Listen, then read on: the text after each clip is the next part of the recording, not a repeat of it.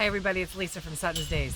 Today we're going to talk a little bit about what I mean by my pantry, what my definition of my pantry is, and we're going to talk a little bit more about the inventory.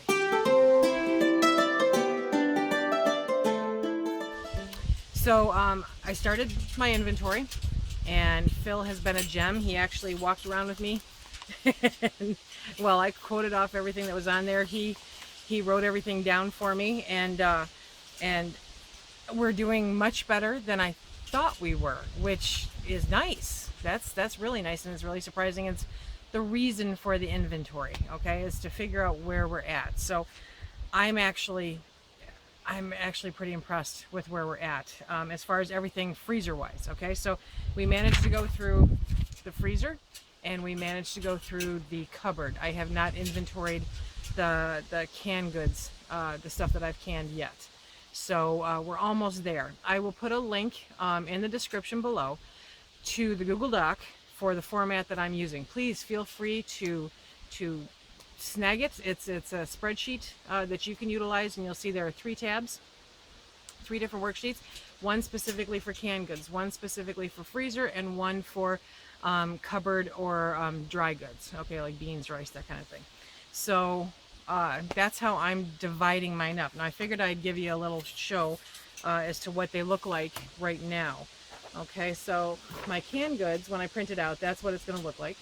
Okay, and I still have to fill in everything. I have my goals, but I have to fill in everything. I had it filled in, you remember, a while back in the video of what my goals were. I've had to reassess those with our altered way of eating. Okay, and then there's the freezer inventory. So I got that. And you can get a closer look at these again in that link that's going to be down below. And then my dry and store-bought inventory. So this is where, you know, all that cream of mushroom soup is going to be, and where the split peas and the beans and the rice and that kind of stuff, and the stuff that's in the cabinet that I said that we don't go into anymore because we really don't. So I'm going to have to reassess some of that, and I think some of that I'm going to give to some friends and see if they can use it. There's just stuff that we're not going to use. Phil is a huge fan of stuffing for the turkey, the Thanksgiving turkey, and I would supplement it a little bit sometimes with box stuffing if we were running low, if we didn't have enough bread around to make the other stuff. But I think that the stuffing for the turkey this year is going to be a special treat for him, so we will make it all homemade. And I've got 3 boxes of stuffing that are at least a year old sitting up there. I've got some shake and bake from when the kids lived here. You know, different odds and ends stuff that I know we're not going to use, so I'm probably going to donate or give to a friend. So this got me thinking, because I know it's taking me longer to put this together than I anticipated, and then to transfer it over to that sheet. That I wanted to talk to you about what I mean when I say my pantry, because food is the first thing that you always think of. Food is that's what a pantry is, right? Not necessarily entirely. What I mean by pantry is everything that we need to make our household run smoothly, okay? So that's where the toilet paper comes in. That's where the Band-Aids come in. That's where the soap comes in, the laundry detergent, the shampoo, the conditioner, the toothpaste, the extra toothbrushes, bandages. Did I say bandages already? There's a little bit of everything. I'm sorry, I keep kind of looking at my notes. So I'm looking at toiletries. I think we covered some of those. Medicinal. What I want to do is, I've got kind of a backup. I just found out that NyQuil has sugar in it. Shut the front door, right? So NyQuil has sugar in it. So granted, since we quit smoking, we haven't been sick. Knock on wood. But just in case, I like to have a little bit of a wellness pantry, and while I'd love to be holistic all the way, the reality is that I have a job I have to get to, so I don't necessarily have time for a lot of that, but I do as much as I can, and I just don't take anything.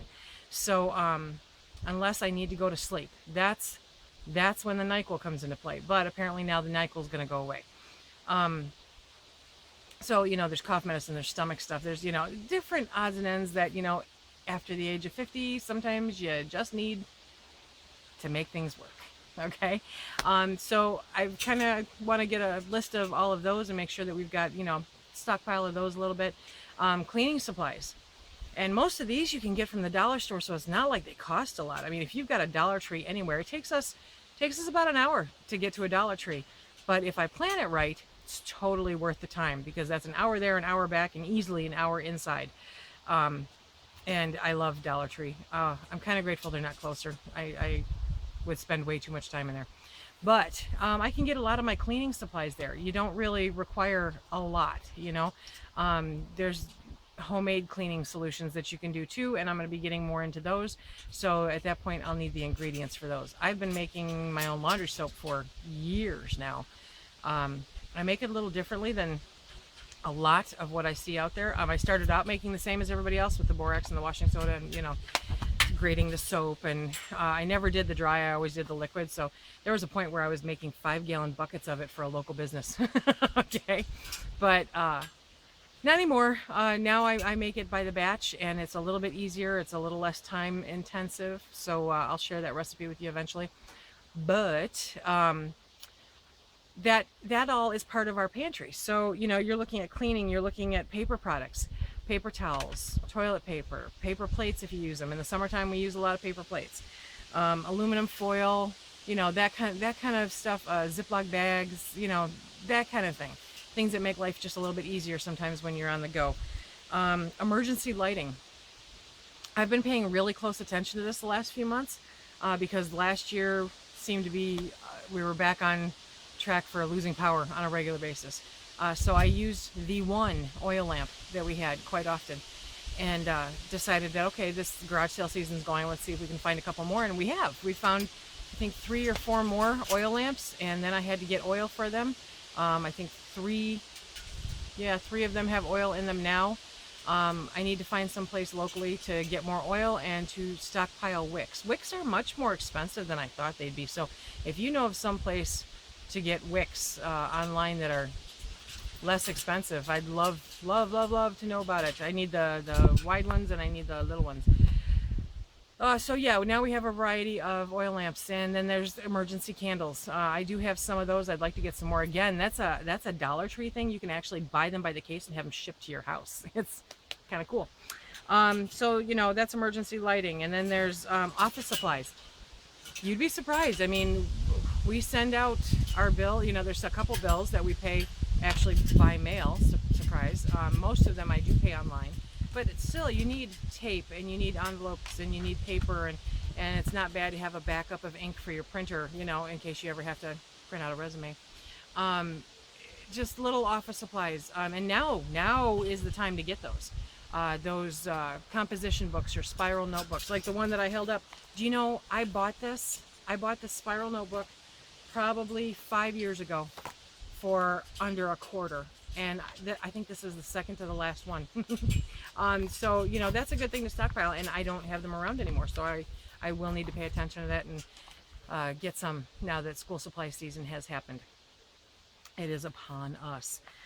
So in addition to all of that, I do want to start looking at the store-bought medicinal, but also the home remedies, the things that we can do here for preventative maintenance, things that we can make and things that we can grow. So I mean, that all of that is part of the pantry. And I'm even taking it to the point of linens. I want to know that we have enough blankets, and I'm kind of a blanket hoarder. I am.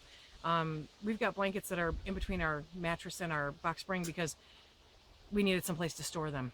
Okay, because I just don't think you can have enough blankets in the climate that we're in. So if there's extra ones, if anything ever happens where we lose power for an indefinite amount of time and the temperatures really drop, those blankets can be hung on the windows, and it helps keep the heat in. So it's a big deal, to have those extras.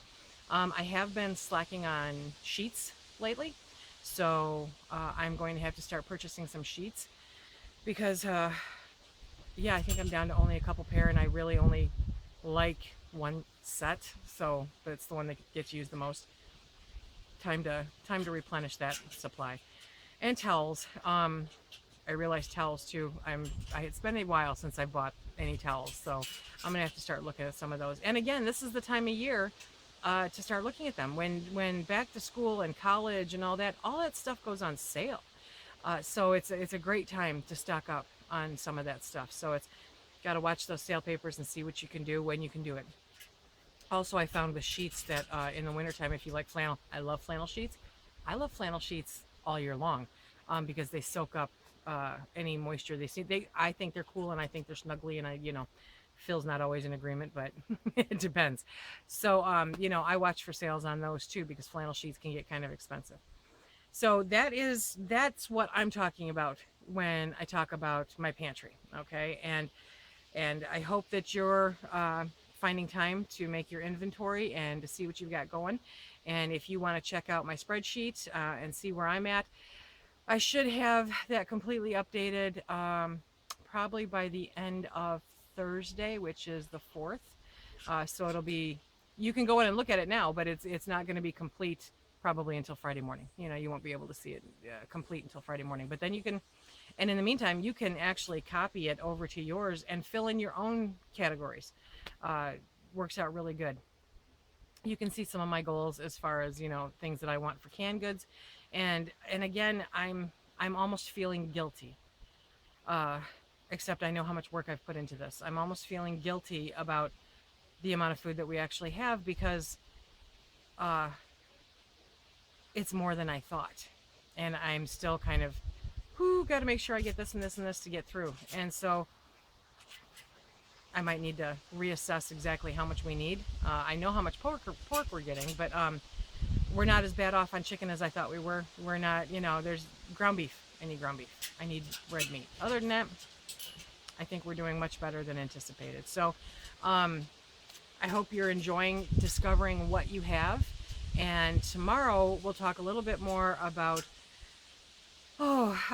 assessing what you have and trying to figure out how to make that work for you in December, January, February, March. Okay? Have a really great day, everybody. I hope you're staying cool wherever you are. It's like 90 degrees here. And we will talk to you really soon. Thank you for coming along. Bye now.